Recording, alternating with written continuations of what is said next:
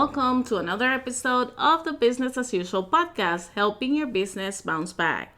I am your host, Lisandra Payan, Business Contingency Consultant, and I help business owners like you plan, prepare, and recover from situations that impede you from doing your job to prevent permanent business closures. If you haven't done this yet, I recommend you go to my website, deliveryplan.com, and download the worksheet so you can start drafting your basic contingency plan. There you will also find my new book, Delivery Plan for Your Business, which is a workbook and includes a bonus session. Did you know that 40% of the businesses that experience a major interruption never reopen? And that from those that actually reopen, only 25% will survive after 3 years because the rest of them will end up closing.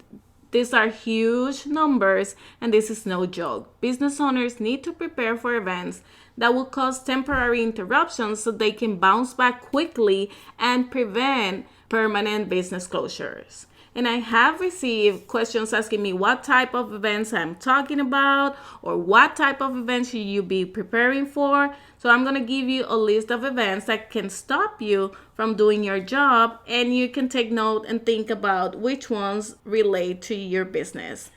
Natural disasters like floods, earthquakes, tornadoes, hurricanes, storms, you get the idea. Also, man-made or man-related disasters like explosions, terrorism, civil unrest, accidents, human error, employee theft, technology failure, third-party failures, and others. These are just some of the reasons why your business could be interrupted maybe for a day or two, or maybe for hours, but imagine if that interruption goes for a month or maybe more than a month. How much money will you lose? Will you be able to recover? That is the question.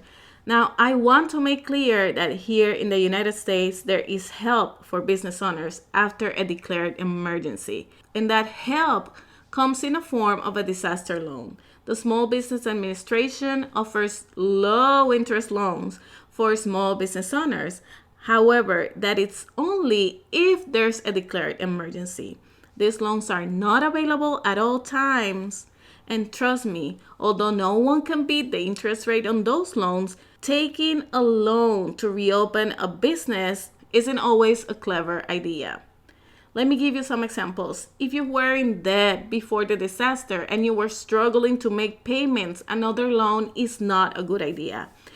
If you are in a devastated area, taking a loan to reopen in a disaster zone, that is not a good idea.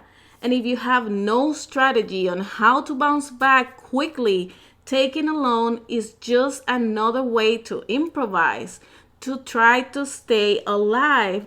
But honestly, it's not guaranteed that you're gonna succeed on that intent. Now, a disaster loan is a good idea if you know exactly the steps that you will need to take to bounce back quickly and to reopen in a short amount of time. Even if that means that you will reopen in an alternate location. That's why a strategy, a bounce back strategy, is so important. So this is a very short episode because I'm going to refer you to visit the Small Business Administration page and read more about their disaster loans and about disaster preparedness and recovery plan. They have a list of resources that can help you understand the importance of being prepared. Now, as your action step for today, after reviewing that information, I want you to write a list of events that can cause you to close your business. Think about your geographic location. Think about your business processes. Think about your employees. All the reasons that your business could be shut down, even if it's for 10 minutes, you need to know that. Some of these events will not be declared emergencies and there won't be any access to disaster loans. I will also recommend that you review your insurance policies at this time. Why?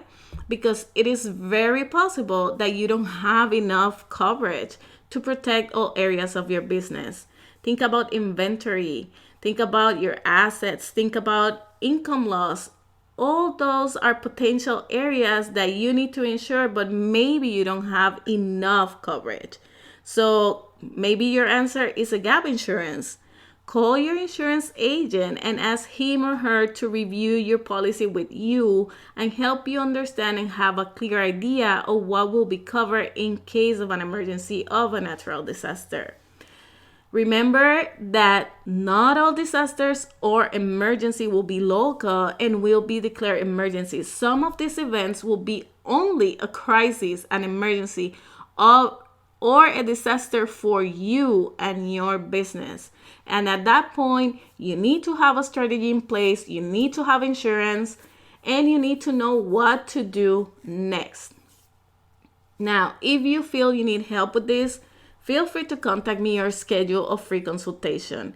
Visit my website, deliveryplan.com, to schedule your free consultation. I can help you prepare so your business can be up and running as soon as possible.